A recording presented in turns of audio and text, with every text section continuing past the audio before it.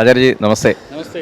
വളരെ പ്രാചീനമായ ഒരു ചടങ്ങ് അല്ലേ, അത് ഈ പുതിയ കാലത്തിന് പരിചയപ്പെടുത്തുകയാണ് ഈ അതിരാത്രത്തിലൂടെ. ഒരുപാട് തലമുറകൾ ഇതിൽ സംഗമിക്കുന്നുണ്ട്. ഒരുപാട് ഈ പറഞ്ഞ പോലെ ജാതി മത വർഗ ഭേദമന്യേ എല്ലാവർക്കും സ്വാഗതം എന്ന് അരുളിക്കൊണ്ടാണ് ഇതിൻ്റെ ഒരു സ്വാഗതം ഓതുന്നത്, ഇതിൻ്റെ കവാടം.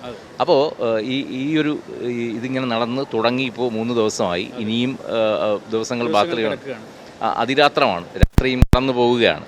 അപ്പോൾ എന്ത് തോന്നുന്നു? ഇപ്പോൾ ഇതിൻ്റെ ഒരു മധ്യത്തിലാണ് നമ്മൾ ഇരിക്കുന്നത്. അപ്പോൾ എല്ലാത്തിൻ്റെയും മധ്യത്തിൽ നിൽക്കുമ്പോൾ തോന്നുന്ന ഒരു ഫീലിംഗ് എന്താണ്? വളരെ വളരെ അത്ഭുതകരമായ ഒരു പ്രതികരണമാണ് സാമാന്യ ജനത്തിൽ നിന്നുള്ളത്. കാരണം ഇത് അപ്രാപ്യമാണ് എല്ലാവർക്കും എന്നുള്ളൊരു തെറ്റിദ്ധാരണ മാറിയിട്ട് ഇതെല്ലാവർക്കും ഇതിൽ പങ്കെടുക്കാൻ കഴിയും, സർവ്വജനങ്ങൾക്കും ഇതിൽ പങ്കെടുക്കാൻ കഴിയും എന്ന ഒരു സന്ദേശം ജനങ്ങളിൽ എത്തിക്കാൻ നമുക്ക് കഴിഞ്ഞു. അപ്പോൾ അത് ഒരു സാധാരണഗതിയിൽ എളുപ്പമുള്ളൊരു കാര്യമല്ല. എല്ലാവർക്കും പങ്കെടുക്കാം. ഇപ്പോൾ നമ്മളിരിക്കുന്ന യാഗവേദിയാണ്. അപ്പോൾ ഈ അതിരാത്ര വേദിയിൽ നമ്മളിരിക്കുന്നതിന് തൊട്ടപ്പുറത്തായിട്ട് ഏവർക്കും ഇവിടെ വന്ന് ആഹുതി നടത്താനുള്ള അവസരം ലഭിക്കുകയാണ്. ഇപ്പോൾ നമ്മൾ ഈ അതിരാത്രത്തെക്കുറിച്ച് കേട്ടിട്ട് ഇത് അതിപ്രാചീനമാണെന്ന് പറഞ്ഞല്ലോ, താങ്കൾ പറഞ്ഞ പോലെ അതിരാത്രം വളരെ പ്രാചീനമാണ്. 12 വർഷത്തിലൊരിക്കലൊക്കെയാണ് ഇത് ചെയ്യുന്നത് പതിവ്. അങ്ങനെയുള്ള ഒരു അതിരാത്രം ഈ ഭാഗത്ത്, നമ്മുടെ കോഴിക്കോട് മലബാർ ഭാഗത്ത് ഇങ്ങനെ ചെയ്യുമ്പോൾ ഇതിൽ ഏറ്റവും പ്രധാനമായിട്ട് ഞാൻ ശ്രദ്ധിച്ചൊരു കാര്യം, സാധാരണക്കാരിൽ സാധാരണക്കാരായ ആൾ, പ്രത്യേകിച്ച് ഇതിന് പോസ്റ്ററുകൾ ഉണ്ടായിരുന്നില്ല, ഏതെങ്കിലും തരത്തിലുള്ള വലിയ ഫ്ലെക്സുകളൊന്നും വെച്ചില്ല. എന്നിട്ട് പോലും ആളുകൾ ഇങ്ങോട്ട് വരുന്ന ഒരു സ്വാഭാവികത, ഓർഗാനിക്കായിട്ട് ആളുകൾ വരികയാണ്. നമ്മളതിലൊന്നും ചെയ്യുന്നില്ല, അങ്ങനെ ആളുകൾ വരുന്നു. രണ്ടാമത്തെ പ്രധാനപ്പെട്ട കാര്യം, ഇപ്പോൾ രാജസ്ഥാനിൽ നിന്നുള്ള ആളുകൾ, ബ്രഹ്മചാരികൾ, ഈ അതിരാത്രം താങ്കൾ പറഞ്ഞ പോലെ വളരെ പ്രാചീനമാണല്ലോ ഇത്. അതുകൊണ്ട് അതിപ്രാചീനമായ ഒരു അതിരാത്രത്തെ പഠിക്കുന്നതിന് വേണ്ടി ഹരിയാനയിലെ സോനിപാത്ത് എന്ന് പറയുന്ന സ്ഥലത്തുള്ള ഗുരുകുലത്തിലെ വിദ്യാർത്ഥികൾ ഇവിടെ 50 പേര് ഇവിടെ എത്തി. അതോടൊപ്പം ആന്ധ്രയിൽ നിന്ന് ആചാര്യ ലോക്കേഷിൻ്റെ നേതൃത്വത്തിൽ നിരവധി ആളുകൾ ഇവിടെ വന്നിട്ടുണ്ട്. കർണാടകത്തിൽ നിന്ന് ആളുകൾ വന്നിട്ടുണ്ട്. അതേപോലെ രാജസ്ഥാനിൽ നിന്ന് ആളുകൾ ഇവിടെ വന്നിട്ടുണ്ട്. തമിഴ്നാട്ടിൽ നിന്ന് ആളുകൾ വന്നിട്ടുണ്ട്. വിവിധ ഭാഗങ്ങളിൽ നിന്ന് ഇവിടേക്ക് ഒരു ഒഴുക്ക് നടന്നുകൊണ്ടിരിക്കുകയാണ്. അപ്പോൾ വളരെ ചെറിയ ഒരു സംഗതി ആണ് എന്ന് പലരും കരുതിയ ഒന്ന് അതിൻ്റെ വൈപുല്യത്തെ മനസ്സിലാക്കുന്നു എന്നുള്ളതാണ് ഇതിന് ഏറ്റവും. ഇപ്പോൾ എനിക്ക് തോന്നുന്നൊരു സംഗതി, സാധാരണ ജനങ്ങൾക്കിത് സ്വീകരിക്കാൻ കഴിഞ്ഞു, എല്ലാവർക്കും ജനകീയമായി ഇത് ആഘോഷിക്കാനും ഇതിൻ്റെ ഭാഗമാകാനും കഴിഞ്ഞു എന്നുള്ള സന്തോഷത്തിൻ്റെ ഒരു മധ്യത്തിലാണ് ഞാനിപ്പോൾ ഇരിക്കുന്നത്. ഇനി വരാനിരിക്കുന്ന നാളുകൾ വളരെ പ്രാധാന്യമുള്ളതാണ്. ജനങ്ങളുടെ ഒഴുക്കുണ്ടാവും എന്ന കാര്യത്തിൽ യാതൊരു സംശയവുമില്ല. അല്ല, ഇത്രയും വലിയൊരു മഹത്തരമായ ഒരു ചടങ്ങ്, ഇപ്പം ശ്രൗതയാഗം അല്ലേ, ശ്രൗതയാഗത്തിലുള്ള കാര്യങ്ങളാണ്. അപ്പം ഒരുപാട് ചിട്ടവട്ടങ്ങളുള്ളതാണ്. അപ്പോൾ ഇതിൻ്റെ ഒരു കോർഡിനേഷൻ, സംഘാടനം എന്ന് പറയുന്നത് വളരെ പ്രയാസമേറിയ ഒരു കാര്യമാണ്. കാര്യം മാസങ്ങൾ നീണ്ടു നിന്ന ഒരു കോർഡിനേഷൻ ഇതിന് പിന്നിൽ വേണം. അപ്പം അങ്ങയുടെ കൂടെ ഒരു വലിയ ടീമുണ്ടെന്ന് ഞാൻ മനസ്സിലാക്കുന്നു. അപ്പം അതിൻ്റെ ഒരു പ്രവർത്തനം എങ്ങനെയായിരുന്നു ഇത്? സത്യം പറഞ്ഞാൽ ഇതിനൊരു 2 വർഷത്തെങ്കിലും ഒരുക്കം ആവശ്യമാണ്. ഞങ്ങളിത് 1.5 മാസം മാത്രമേ ഈ ഒരുക്കത്തിന് എടുത്തിട്ടുള്ളൂ. അതിൻ്റെ പ്രധാന കാരണം എന്ന് പറയുന്നത് നമ്മുടെ കൂടെയുള്ള ആളുകളുടെ സമർപ്പണം. ഇതൊരു വ്യക്തിപരമായി M.R. രാജേഷ് എന്ന് പറഞ്ഞ ആചാര്യ M.R. രാജേഷ് മാത്രമല്ല, അതിൻ്റെ പിന്നിൽ ഒരുപാട് സാധന ചെയ്യുന്നവർ, ഒരുപാട് ഉപാസന ചെയ്യുന്നവർ ഇതിനകത്തുണ്ട്. അവരെ സംബന്ധിച്ചിടത്തോളം ഇതൊരു സമർപ്പണമായിട്ടാണ് കാണുന്നത്. അപ്പോൾ സമർപ്പണമായിട്ടൊരു സംഗതി ചെയ്യുന്ന സമയത്ത് ഈ ഭക്ഷണം ഉണ്ടാക്കുന്നയാൾ എൻ്റെ ശിഷ്യനാണ്. ഭക്ഷണം വിളമ്പുന്നത് ഞാൻ പഠിപ്പിച്ച ആൾക്കാരാണ്. ഇവിടുത്തെ ഏറ്റവും രസകരമായ സംഗതി എന്താണെന്ന് വെച്ചാൽ, ഗർഭസ്ഥ ശിശുക്കളായി വന്ന് പിന്നീട് ഇവിടെ ജനിച്ചു വീണിട്ടുള്ള കുട്ടികൾ തൊട്ട് 85 വയസ്സുള്ള ശിഷ്യന്മാർ വരെ ഇവിടെ ഇപ്പോൾ ഉണ്ട്. പല വിഭാഗത്തിൽപ്പെട്ട ആൾക്കാർ ഇവിടെ വന്നിരിക്കുകയാണ്. അപ്പോൾ പ്രായഭേദമന്യാണ് അവരെ ചെയ്യുന്നത്.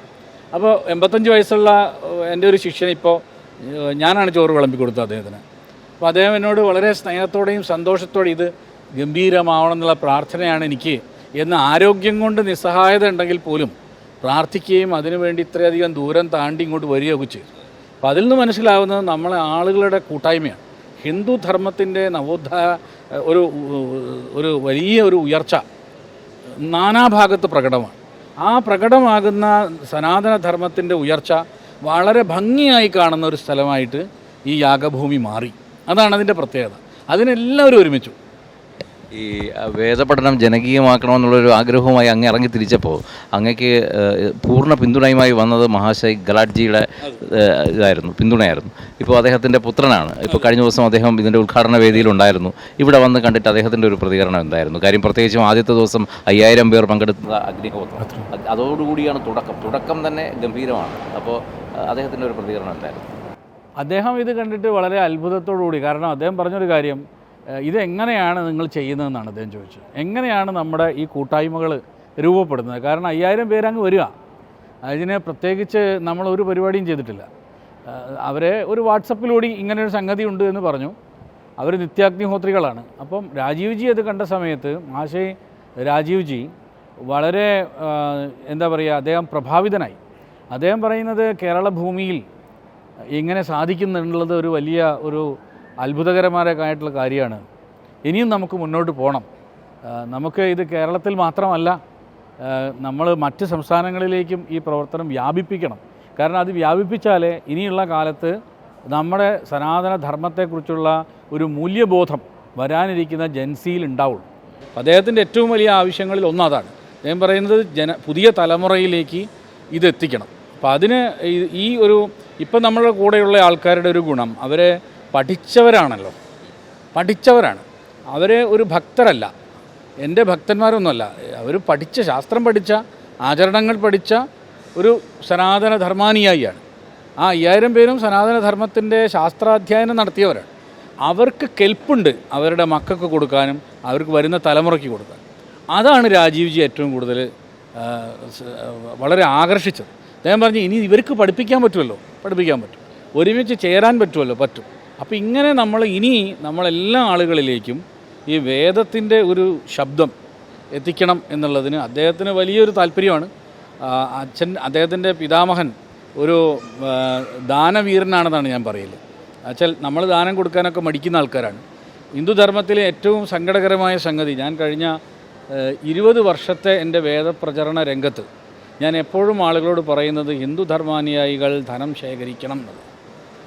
ധനം ശേഖരിക്കാതിരിക്കുന്നതാണ് എൻ്റെ ഒന്നാമത്തെ പ്രസംഗത്തിൽ തൊട്ട് അവസാനത്തെ പ്രസംഗത്തിൽ വരെ ഈ ധനശേഖരണം എന്ന് പറയുന്നത് മുഖ്യമായി കാണണം എന്ന് പറയുന്നുണ്ട്. അതിന് പ്രചോദനം കൊടുക്കുന്നുണ്ട്. ആ പ്രചോദനത്തിൻ്റെ പ്രധാന കാരണങ്ങളൊന്ന് രാജീവ്ജിയെ പോലുള്ള ആളാണ്. രാജീവ്ജിയൊക്കെ പറയുന്നത് നമ്മൾ ബിസിനസ് ചെയ്യണം, നമ്മളെ ധർമ്മത്തിൻ്റെ ഭാഗത്തിനെ പോഷിപ്പിക്കാനുള്ളത് നമ്മൾ ചെയ്യണം, നമ്മൾ കൊടുക്കണം എന്നാണ്. അത് അദ്ദേഹം പറയുന്നത് ഇവിടെയുള്ളവരോട് ആവശ്യപ്പെടുന്നുണ്ട്, നിങ്ങളും ചെയ്യൂ എന്ന് പറയും. അപ്പോൾ അദ്ദേഹത്തിന് അത് വലിയ സന്തോഷമുണ്ടാക്കി. അദ്ദേഹത്തിൻ്റെ ഭാര്യ വളരെ നല്ല ഒരു ജ്യോതി ഗുലാട്ടിജി, ഒരു അദ്ദേഹത്തിൻ്റെ അർദ്ധാംഗിനിയാണ്. അവർ ഈ വലിയ ഈ ശാസ്ത്രത്തെക്കുറിച്ച് നല്ല ധാരണയുള്ളവരാണ്. അത് ഈ മന്ത്രങ്ങളൊക്കെ കാണാതെ അറിയാം അവർക്ക് യജ്ഞം അറിയുന്ന ഒരാളത് ചെയ്യുന്നു എന്ന് പറയുമ്പോഴാണ് അവരിവിടെ വന്ന് എനിക്ക് അരമണിക്കൂർ യജ്ഞം ചെയ്യാനുള്ള അവസരം വേണമെന്ന് മാത്രമാണ് ആവശ്യപ്പെട്ടു. അങ്ങനെ അരമണിക്കൂർ അവരിവിടെ വന്നു യജ്ഞം ചെയ്തു. അപ്പോൾ അവരുടെയൊക്കെ ഒരു മനസ്സ്, അവർ പറയുന്നത് ഇത്ര ആൾക്കാർ ഒരുമിച്ചിരുന്ന് യജ്ഞം ചെയ്യുന്നു. അപ്പോൾ എന്നോട് പറഞ്ഞു, ആ കുട്ടിയെ കണ്ടോ എന്ന് ചോദിച്ചു. മുമ്പിൽ ഇരിക്കുന്ന ആ കുട്ടിയെ കണ്ടോ എന്ന് ചോദിക്കുമ്പോൾ ആ കുട്ടിയുടെ ഒരു ഇതിൽ നിന്ന് തൊട്ട് പിറകിൽ 3ാമത്തെ വരിയിൽ ഒരു 70 വയസ്സുള്ള ഒരു ആളുണ്ട്, അത് കണ്ടോ? അപ്പോൾ ആ വയസ്സിൻ്റെ ആ ഇത് അവരും പറയാം, എങ്ങനെയാണ് ഇവർക്ക് ഈ ഒരു സൗഭാഗ്യം ഉണ്ടായല്ലോ ഇത് ചെയ്യാൻ എന്നുള്ളത്. അപ്പോൾ അതിനി ഭാവിയിൽ കൂടുതൽ വർദ്ധിപ്പിക്കണം എന്നാണ് നമ്മളും ആഗ്രഹിക്കുന്നത്. താങ്കൾ പറഞ്ഞതുപോലെ സാധാരണക്കാർ മുതൽ പ്രധാനപ്പെട്ടവർ വരെ ഇവിടെ വന്നു കഴിഞ്ഞു. ഇപ്പോൾ ഇന്നലെ സൂര്യകാലടി മല തിരുമേനിയൊക്കെ വന്നിട്ടുണ്ട്. അദ്ദേഹത്തിൻ്റെയൊക്കെ ഒരു അഭിപ്രായം എന്താണ് ഇത് കാണുമ്പോൾ?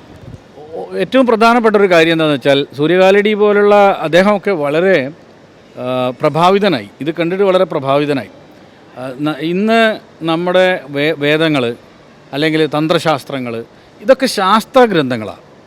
നമ്മുടെ ധർമ്മത്തിൽ നമ്മളിതിനെ ശാസ്ത്രം എന്നാണ് പറയുന്നത്. അതായത് മോഡേൺ സയൻസ് എന്നുള്ള അർത്ഥത്തിലല്ല, ഇതിനെ ശാസ്ത്രം എന്നാണ് പറയുന്നത്. ഈ ശാസ്ത്രത്തിൻ്റെ പ്രത്യേകത, ശാസ്ത്ര അധ്യയനം ചെയ്യുന്ന ആൾക്കാർക്ക് അതിൻ്റെ പ്രാധാന്യം അറിയാം, അതിൻ്റെ സാധ്യതകൾ അറിയാം. കേവലം എവിടെയെങ്കിലും എന്തെങ്കിലും കണ്ടിട്ട് പറയുന്ന ആൾക്കാരല്ല അവരൊന്നും. അദ്ദേഹം എന്നോട് പറഞ്ഞു ഇതൊരു മഹാസംഭവമാണ്. അതിനുശേഷം അദ്ദേഹം എനിക്ക് ഓഡിയോ ഒക്കെ അയച്ചു, നമ്മളിത് വലിയൊരു സംഭവമാണ്, ഞാനും വളരെ ഈ യാഗഭൂമിയിൽ എത്തിയതിൽ സന്തോഷിക്കുന്നു, ആനന്ദിക്കുന്നു, ഇത് നമുക്ക് ചെയ്യാൻ സാധിച്ചല്ലോ, ഇത്രയും പ്രാചീനമായ അതിരാത്രമൊക്കെ നമുക്ക് ചെയ്യാൻ ഇപ്പോൾ വീണ്ടും നമുക്ക് സാധിച്ചല്ലോ. കാരണം പ്രാചീന ഈ യജ്ഞങ്ങൾ ചെയ്യാൻ വളരെ എളുപ്പമാണ്. എല്ലാം പ്രകൃതിയുള്ള വസ്തുക്കളാണ് എല്ലാം. പിന്നെ അതിന് സൗകര്യമുണ്ട്. വളരെ വലിയ തോതിൽ ഒരുക്കങ്ങൾ ആവശ്യങ്ങളൊന്നും വാസ്തവത്തിൽ അതിനില്ല. ഇന്ന് പ്രകൃതിയിൽ പല വസ്തുക്കളും ഇല്ലാതായതുകൊണ്ടുള്ള ബുദ്ധിമുട്ടാണ് യാഗം ചെയ്യുമ്പോൾ നമ്മൾ അനുഭവിക്കുന്നത്. ഇപ്പോൾ നാളെ മുതൽ നമ്മൾ നടക്കുന്ന ഈ പ്ലാശ് വൃക്ഷത്തുമായി ബന്ധപ്പെട്ട ഒരുപാട് ചടങ്ങുകളൊക്കെ ഇതിനാണ്. ഇതെല്ലാം കാരണം എന്താ വെച്ചാൽ നമ്മളെ കയ്യിൽ നിന്ന് പ്രകൃതിയെ നഷ്ടപ്പെടുന്നു എന്ന ബോധ്യം ഈ യാഗം നടക്കുമ്പോൾ നമുക്കുണ്ടാവും. ഇന്നലെ തന്നെ താങ്കളുടെ ഒരു ഫേസ്ബുക്ക് പോസ്റ്റ് ഉണ്ടായിരുന്നു, കൃത്രിമമായി സൂര്യനെ യജ്ഞഭൂമിയിൽ സൃഷ്ടിക്കുന്ന പ്രവർഗ്ഗത്തെക്കുറിച്ച്, പാലും തൈരും ഉപയോഗിച്ച്, അതും ഈ പറഞ്ഞ പോലെ പ്രകൃതിയാലുള്ള ഉൽപ്പന്നങ്ങളെക്കുറിച്ചാണ്. അപ്പോൾ ഇതൊന്നും ഇന്നത്തെ സാധാരണക്കാർക്ക് അറിവുള്ള കാര്യമല്ല, പക്ഷേ അതിവിടെ നേരിട്ട് കണ്ട് ബോധ്യപ്പെടാനുള്ള ഒരു അവസരം ഉണ്ടാകുകയാണ്. അപ്പോൾ ഇനിയും കുറച്ച് ദിവസങ്ങൾ കൂടി മിച്ചമുണ്ട്. നമ്മൾ നേരത്തെ പറഞ്ഞ പോലെ ഒരു മധ്യഭാഗത്താണ് നിൽക്കുന്നത്. അപ്പം ജനങ്ങളോട് എന്താണ് പറയാനുള്ളത്? എനിക്ക് പ്രധാനമായിട്ട് പറയാനുള്ളത്, ഇതൊരു സുവർണാവസരമാണ്. വിമർശിക്കുന്നവർ ധാരാളം ഉണ്ടാവും. എന്തിനും വിമർശിക്കും. എന്തിനെക്കുറിച്ചും വിമർശിക്കുന്നതിന് മുമ്പ് നമ്മൾ പഠിച്ചിരിക്കണം. ഏത് ശാസ്ത്രത്തെക്കുറിച്ചായാലും, അത് യാഗമായാലും യജ്ഞമായാലും തന്ത്രശാസ്ത്രമായാലും ആർട്ടായാലും കലയായാലും ശരി, എഴുത്തായാലും ശരി, സാമാന്യ ജനങ്ങൾക്ക് അതിനെക്കുറിച്ച് അഭിപ്രായം പറയാം. എന്തു പറയാലോ, നമുക്ക് അഭിപ്രായങ്ങളൊക്കെ പറയാം. പക്ഷേ അഭിപ്രായങ്ങൾക്കപ്പുറത്ത് അനുഭവിക്കാനുള്ളതാണ് യാഗം എന്ന് പറയുന്നത്. എൻ്റെ ഇഷ്ടാനിഷ്ടങ്ങളല്ല. ഇപ്പം അങ്ങ് പറഞ്ഞ പോലെ ഒരു കൃത്രിമ സൂര്യനെ സൃഷ്ടിക്കുന്നു.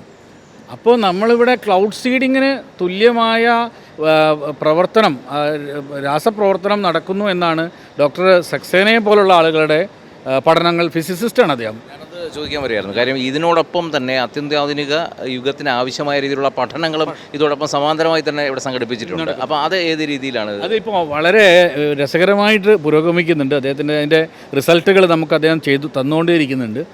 വലിയ പ്രഭാവമാണ്. അദ്ദേഹം ഒരു ഘട്ടത്തിൽ വളരെ ഉത്സുകനായിട്ട് എൻ്റെ അടുത്ത് കൊണ്ടുവന്നിട്ട് പറഞ്ഞു, എവിടെയും കിട്ടാത്തത്രയും ഇതാണ് സ്പെക്ട്രത്തിൻ്റെ ഇതാണ് ഞങ്ങൾക്ക് കിട്ടിയത് ഇവിടുന്ന് എന്ന് പറഞ്ഞു. അപ്പോൾ അതിൻ്റെ പഠനങ്ങൾ തുടരുകയാണ് ഇപ്പോഴും. അതിനെ പരിപൂർണതയിലേക്ക് എത്തും.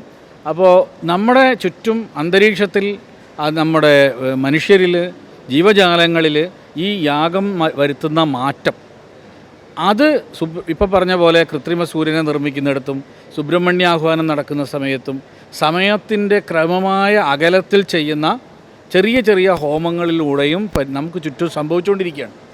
അതിനെക്കുറിച്ചാണ് പഠനം നടക്കുക. അപ്പോൾ EG ഉപയോഗിച്ച് ബ്രെയിനിൽ വരുന്ന മാറ്റത്തെക്കുറിച്ച് വേറൊരു സ്റ്റഡി അവിടെ നടക്കുന്നുണ്ട്. മറ്റൊരു സ്റ്റഡി ഇവിടെ വേറെ നടക്കുന്നുണ്ട്. ഇതിനെക്കുറിച്ച് പഠിക്കുന്നു. അപ്പോൾ നമ്മൾ മൈൻഡ് സയൻസിലായാലും ശരി, ബ്രെയിൻ സയൻസിലായാലും ശരി, നമ്മുടെ ചുറ്റുമുള്ള അന്തരീക്ഷത്തിലായാലും ശരി, യാഗം നടത്തുന്ന പഠനം, എന്താണ് യാഗം വരുത്തുന്ന മാറ്റം, അതിനെക്കുറിച്ച് പഠിക്കുക എന്ന് പറഞ്ഞാൽ നമ്മളതിൽ കൂട്ടി യോജിപ്പിക്കേണ്ടത് ഏറ്റവും പ്രാചീന ഋഷിമാർ എന്ത് ചിന്തിച്ചു, ഇപ്പോഴത്തെ ആളുകൾ എന്ത് ചിന്തിക്കുന്നു, ഈ ചിന്തയ്ക്ക് ഇടയിലുള്ള ഒരു അകലമാണോ അടുപ്പമാണോ? ഈ ഇഴയടുപ്പത്തെക്കുറിച്ച് നമ്മൾ പഠിപ്പിക്കുമ്പോഴാണ് നമുക്ക് മനസ്സിലാവുക പ്രാചീന ഋഷിമാർ ശാസ്ത്രത്തോട്, ആധുനിക ശാസ്ത്രത്തോട് വളരെ അടുത്ത് നിന്നുകൊണ്ടാണ് അത് ചെയ്തത്. നമ്മളതിൻ്റെ ഒരു എക്സിബിഷൻ ഇവിടെ വെച്ചിട്ടുണ്ട്. എങ്ങനെയാണ് സയൻസ്, മാത്തമാറ്റിക്സ്, പിന്നെ ജിയോമെട്രി ഒക്കെ യാഗവുമായി ബന്ധപ്പെട്ടുണ്ടായതെന്നാൽ വളരെ വിശദമായൊരു പഠനമാണ്. അപ്പോൾ ഇന്നലെ പലരും കണ്ടിട്ട് എന്നോട് പറഞ്ഞു, ഇത്രയും വലിയൊരു സയൻസ്. ഇന്നൊന്നും ഒരാളെൻ്റെ അടുത്ത് വന്നിട്ട് പറഞ്ഞു, എൻ്റെ മകനൊരു എൻജിനീയറാണ്, അയാൾ മസ്റ്റായിട്ട് കാണേണ്ട ഒരു സംഗതിയാണ് നമ്മുടെ തലമുറയെക്കുറിച്ച്, നമ്മുടെ പുതിയ തലമുറ പ്രാചീനമായ ശാസ്ത്രത്തിൻ്റെ അതിൻ്റെ ശക്തിയെക്കുറിച്ച്, അതിൻ്റെ പരമ്പരയെക്കുറിച്ച് മനസ്സിലാക്കേണ്ടതാണ്. അതിന് ഈ എക്സിബിഷൻ കാണണം എന്ന് വരെ പറഞ്ഞു. കാരണം അത് കണ്ടപ്പോഴാണ് അദ്ദേഹത്തിന് അത് റൂട്ട് 2 എങ്ങനെയാണ്, അതിൻ്റെ പൈയുടെ മൂല്യം എങ്ങനെയാണ് ഇവർ കണ്ടുപിടിച്ചത്. പിന്നെ ഈ വിസ്തീർണത്തിന് നമ്മളെ ഇവിടെ യാഗഭൂമിയിൽ നമുക്ക് 3 തരത്തിലുള്ള ഹോമകുണ്ടങ്ങൾ കാണാം. അതിൻ്റെ വിസ്തീർണത്തിൻ്റെ ഏകതാനത എങ്ങനെയാണ് സംഭവിക്കുന്നത്, ഇതിനൊക്കെ ഗണിതമില്ലെങ്കിൽ പറ്റില്ല. അപ്പോൾ ആ ഗണിതം എങ്ങനെയാണ് ഇവർ അപ്ലൈ ചെയ്തത്, അതിനെക്കുറിച്ച് കൂടി ഇതിനകത്ത് വരുന്നുണ്ട്.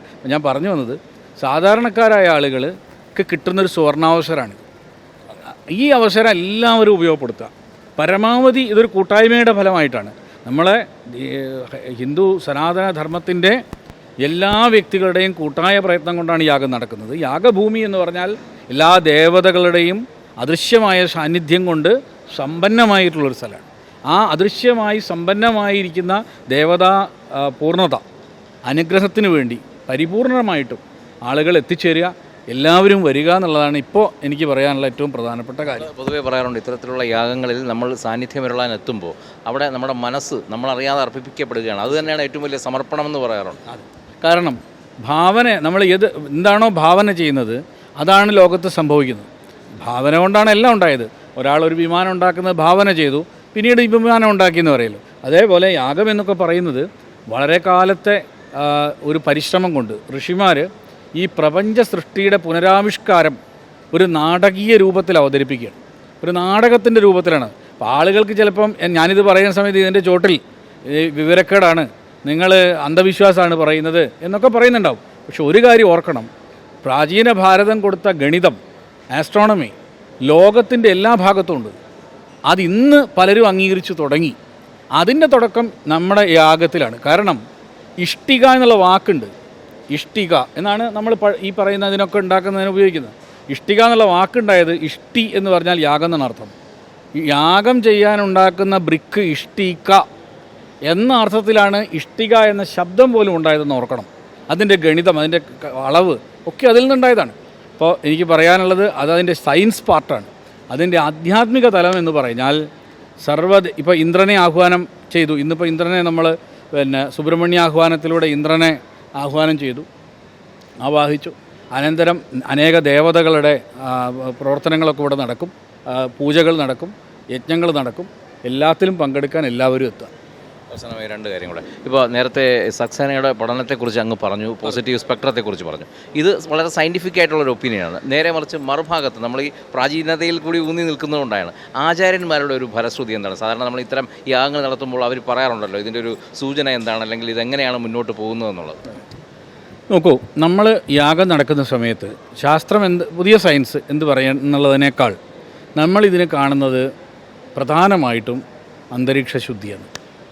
അന്തരീക്ഷത്തിൽ ഒരു മാറ്റം ഉണ്ടാവും, പ്രകൃതിയിലൊരു മാറ്റം ഉണ്ടാവും. ഇത് നടക്കുന്നിടത്ത് മാത്രമല്ല ആ മാറ്റം ഉണ്ടാവുക, നമുക്ക് ചുറ്റും ഉണ്ടാവും. അതിൽ ഏറ്റവും പ്രധാനപ്പെട്ട ഒരു കാര്യം എന്താണെന്ന് വെച്ചാൽ നമ്മളെ മനസ്സിൽ മാറ്റം ഉണ്ടാകാൻ തുടങ്ങും. എല്ലാവരിലും ഇത്രയും വലിയൊരു യാഗമല്ലേ, എത്രയോ പേര് ചേർന്ന് എത്രയോ മന്ത്രങ്ങൾ ചൊല്ലി ചെയ്യുകയാണ്. ഋഷിമാർ പറഞ്ഞിരിക്കുന്നത് യജ്ഞം ചെയ്യുമ്പോൾ എന്തിനാണ് യജ്ഞം ചെയ്യുന്നത്? സ്വർഗ്ഗകാമോ യജേത്, സ്വർഗം ആഗ്രഹിക്കുന്നയാൾ യജ്ഞം ചെയ്യണം. ഭാരതീയ ദർശനങ്ങളിൽ സ്വർഗം എന്ന് പറഞ്ഞാൽ മറ്റൊരു അപരലോകമല്ല, വേറൊരു ലോകമല്ല. സ്വർഗവും നരകമൊക്കെ ഇവിടെയാണ്. മനുഷ്യൻ സൃഷ്ടിക്കുന്നതാണ് സ്വർഗവും നരകവും.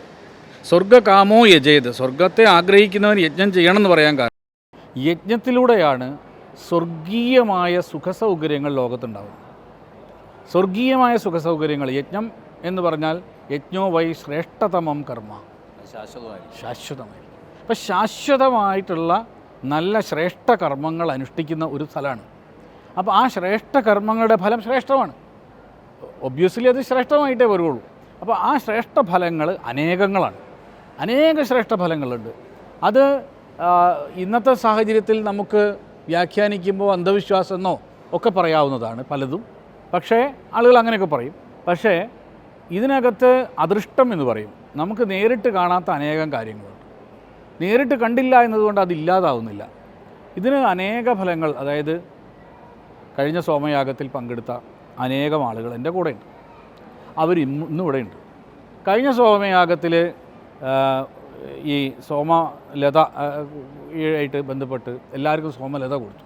ആ സോമലതയായിട്ട് വന്നവരുണ്ട് ഇവിടെ.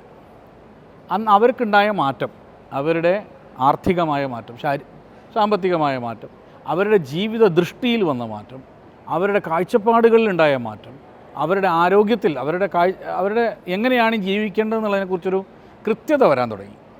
അതെല്ലാം സോമയാഗത്തിൻ്റെ ഫലങ്ങളാണ്.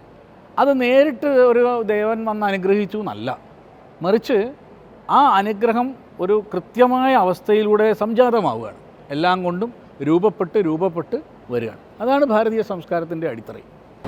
2014 സോമയാഗം, 2026 ഇപ്പോൾ അതിരാത്രം, ഇനി 2036 എന്തായിരിക്കും? ഇനി നമ്മൾ സത്യത്തിൽ ഞങ്ങളുടെ ആഗ്രഹം 2038 ഞങ്ങൾ സത്യത്തിൽ ആഗ്രഹിക്കുന്നത് ഒരു യജ്ഞം ചെയ്യാനല്ല. പക്ഷേ ഞങ്ങൾ ആഗ്രഹിക്കുന്നത് പരിപൂർണമായും എല്ലാവരിലേക്കും വേദം എത്തിക്കുക എന്നുള്ളത്.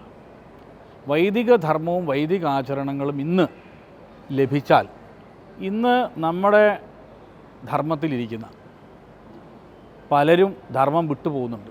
ഈ ധർമ്മത്തെ ഉപേക്ഷിച്ച് പോകുന്ന അനേകരുണ്ട്. ആ ഉപേക്ഷിച്ച് പോകുന്നത് എന്തുകൊണ്ടാണെന്ന് നമ്മൾ പഠിച്ചിട്ടുണ്ട്. അവർക്ക് ശാസ്ത്രത്തെക്കുറിച്ച്, നമ്മുടെ ധർമ്മത്തെക്കുറിച്ച് കൃത്യമായ ധാരണ കിട്ടാത്തതുകൊണ്ട്. ആ കൃത്യമായ ധാരണ എത്തിക്കുക എന്നുള്ളത് ഞങ്ങളുടെ കടമയാണ്. എല്ലാവരിലേക്കും എത്തിക്കുക. ഇപ്പോൾ എത്ര പേരിത് പഠിക്കുന്നോ അത്രയും വീടുകളിലാണ് സമാധാനം ഉണ്ടാവുക. അവരുടെ വീടാണ് മാറുന്നത്. ആ വീട്ടിലെ അച്ഛനും അമ്മയും മക്കളും ഒരുമിച്ചിരുന്ന് ഭക്ഷണം കഴിക്കുന്നു, യജ്ഞം ചെയ്യുന്നു, സന്ധ്യാവന്ദനം ചെയ്യുന്നു. അവർ കുടുംബത്തിൻ്റെ എല്ലാ കാര്യങ്ങളിലും കൂട്ടി ഒരുമിച്ച് പോകുന്നു. ഇത് എത്ര ആളുകളിലേക്ക് എത്തിക്കാൻ പറ്റും? ഞാൻ മറ്റു മതക്കാരെയൊന്നും പഠിപ്പിക്കാനല്ല, നമ്മളെ ധർമ്മം പഠിക്കുക. നമ്മളെ ധർമ്മം പഠിക്കാത്തതാണ് നമുക്ക് പറ്റുന്ന ഏറ്റവും വലിയ ചതിക്കുഴി. നമ്മളെ പിറ്റ്ഫോൾ എന്താണെന്ന് ചോദിച്ചാൽ, നമ്മൾ ധർമ്മത്തെക്കുറിച്ച് പഠിക്കണം. അത് പഠിച്ചാൽ നമ്മൾ ഏത് പാതയിൽ വന്നു, എത്ര ഇതാണ് 2038 എൻ്റെ വിഷനാണ് ഞാൻ പറയുന്നത്. നമ്മുടെ 2038 കൂടിയിട്ട് കേരളത്തിൽ വേദം പഠിക്കാത്ത ആരുണ്ടാവരുത്. യജ്ഞം ചെയ്യുക എന്നുള്ളത് അതിൻ്റെ അകത്തെ ജീവിതചര്യയുടെ ഭാഗമാണ്. ഇവിടെ ഇപ്പോൾ യജ്ഞം ചെയ്യുക എന്ന് പറയുന്നത് അതിലേക്കുള്ള ഒരു യാത്രയാണ്. അവരുടെ ഭാവനയെ ഉജ്ജ്വലാക്കാനുള്ള ഒരു പദ്ധതിയാണ്. അതിൻ്റെ മാതൃകയിലൂടെ അതിനെ നമുക്കൊരു മാതൃകയാക്കാം. എന്താണ് യജ്ഞം? ഈ യജ്ഞത്തിൽ ഇവിടെ നടക്കുന്ന ആളുകൾ നടത്തുന്ന ഒരു അത്യുദ്ധാനമുണ്ട്. അവരുടെ ഒരു ആഹുതിയുണ്ട്. ആ ചെയ്യുന്നത് എന്തിനു വേണ്ടിയാണ് അവർ ചെയ്യുന്നത്? അവർ ചെയ്യുന്നത് എന്തിനു വേണ്ടിയാണ്? സമാജത്തിന് വേണ്ടിയാണ്. ഈ സമൂഹത്തിന് വേണ്ടി അവർ ചെയ്യുന്ന മഹിമയുള്ള ആ പ്രവർത്തനത്തിൽ കൂടുതൽ പങ്കാളികൾ ഉണ്ടാവണം, കൂടുതൽ ആളുകളിലേക്ക് അതെത്തണം. എനിക്ക് ശേഷവും അത് അഭംഗുരം തുടരണം. അതാണ് എൻ്റെ ആഗ്രഹം. ഇപ്പോൾ ആർഷഭാരത സംസ്കാരം തന്നെ പറയുന്നത് ലോകാസമസ്ത സുഖനവും ഭവന്തു എന്നാണ്. അവനവനും സുഖം എന്നല്ല, മറ്റുള്ളവർക്കും കൂടി സുഖം. അത് യഥാർത്ഥത്തിൽ പ്രകടമാക്കിക്കൊണ്ടാണ് അതിരാത്രം ഇപ്പോൾ 4 ദിവസം കഴിഞ്ഞു പോയിരിക്കുന്നത്. ഇനിയും 6 ദിവസം മുന്നോട്ടുണ്ട്. ഇപ്പോൾ തത്വമയി വഴിയും ഒരുപാട് അന്വേഷണങ്ങൾ വരുന്നുണ്ട്. ഇവിടേക്ക് എത്തുന്ന വഴി, ഇവിടെ എത്തിയാൽ മറ്റ് സൗകര്യങ്ങൾ എങ്ങനെയാണെന്നൊക്കെയുള്ള. അപ്പോൾ അതിനെക്കുറിച്ച് കൂടി വളരെ വിവരിച്ച് പറഞ്ഞുകൊണ്ട് മനസ്സിലായി. അപ്പോൾ നമ്മളിവിടെ ഒരു കാര്യമുണ്ട്. ഇവിടെ വരുന്ന എല്ലാ ആളുകൾക്കും യജ്ഞത്തിൽ പങ്കെടുക്കാം, ഭക്ഷണം ഉണ്ടാവും. കോഴിക്കോട് എന്ന് പറഞ്ഞ നഗരത്തിൽ റെയിൽവേ സ്റ്റേഷനിലോ അല്ലെങ്കിൽ ബസ് സ്റ്റാൻഡിലോ ഇറങ്ങിയാൽ ആരോട് പറഞ്ഞാലും കക്കോടി അതിരാത്ര ഭൂമിയിലെത്തും. കക്കോടി അതിരാത്ര ഭൂമിയിൽ രാവിലെ മുതൽ രാത്രി വരെ ഭക്ഷണ സൗകര്യം ഒരുക്കിയിട്ടുണ്ട്. യജ്ഞത്തിൽ പങ്കുകൊള്ളാം. താമസത്തിനുള്ള സൗകര്യം ഇവിടെ ഒരുക്കിയിട്ടില്ല. കാരണം കോഴിക്കോട് അവൈലബിളായ എല്ലാ സ്ഥലവും ഇപ്പോൾ നമ്മൾ ബുക്ക് ചെയ്ത് പോയി. ആശ്രമത്തിലുള്ള സ്ഥലവും നമ്മളെ കയ്യിൽ നിന്ന് ഇനി എല്ലാം ഓരോരുത്തരായിട്ട് താമസിച്ച് കഴിഞ്ഞു. അതുകൊണ്ട് താമസ സൗകര്യമില്ല. അത് വളരെ വ്യക്തമായി പറയണമല്ലോ. ആരും ബുദ്ധിമുട്ടരുത്. പക്ഷേ ഇവിടെ വരുന്ന ഏതൊരാൾക്കും ഒരു ബുദ്ധിമുട്ടില്ലാതെ യാഗത്തിൽ പങ്കുകൊള്ളാം. അതാണല്ലോ മുഖ്യം. യാഗത്തിൽ പങ്കുകൊള്ളാം. അത് കഴിഞ്ഞ് എല്ലാവർക്കും ആഹാരം കഴിക്കാം. എല്ലാവിധ സൗകര്യങ്ങളും അത് മുഖേന ഉണ്ടാകും. തീർച്ചയായിട്ടും ഇത്രയും വിശദമായി തന്നെ ഈ യജ്ഞത്തെക്കുറിച്ചും ഇതിൻ്റെ മറ്റു കാര്യങ്ങളെക്കുറിച്ചും പറഞ്ഞ ആചാര്യശ്രീക്ക് നന്ദി. ഒരു വാക്ക് പറയാനുണ്ട്. തത്വമയി TV കഴിഞ്ഞ 3-4 ദിവസമായിട്ട് വളരെ ഗംഭീരമായി ചെയ്യുന്നു. എനിക്ക് തോന്നുന്നത് മറ്റ് യൂട്യൂബ് ചാനലുകളൊന്നും ഇത് കണ്ടിട്ടില്ല എന്ന് തോന്നുന്നു. പക്ഷേ തത്വമയി TV ഇതിൻ്റെ ഗൗരവം മനസ്സിലാക്കി, നമ്മുടെ ആർഷഭാരത പാരമ്പര്യത്തിൻ്റെ മഹിമ മനസ്സിലാക്കി, അതിനുവേണ്ടി എല്ലാവരിലും എത്തിക്കണമെന്ന ആഗ്രഹത്തോടു കൂടി ഉത്സുകരായി ഒരു പറ്റം ആളുകൾ ഇവിടെ വളരെ കഠിനമായി അധ്വാനിക്കുന്നു. തത്വമയി TVക്ക് എൻ്റെ പ്രത്യേക നന്ദി കൂടി ഈ അവസരത്തിൽ അറിയിക്കുകയാണ്.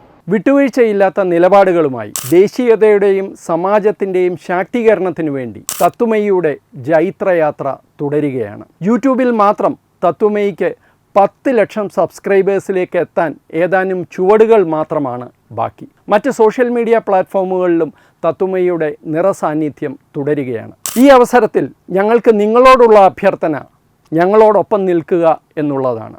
നിങ്ങൾ ഉപയോഗിക്കുന്ന ഏത് സോഷ്യൽ മീഡിയ പ്ലാറ്റ്ഫോം ആണെങ്കിലും ഞങ്ങളുടെ വരിക്കാരാകുക, ഞങ്ങളെ സബ്സ്ക്രൈബ് ചെയ്യുക.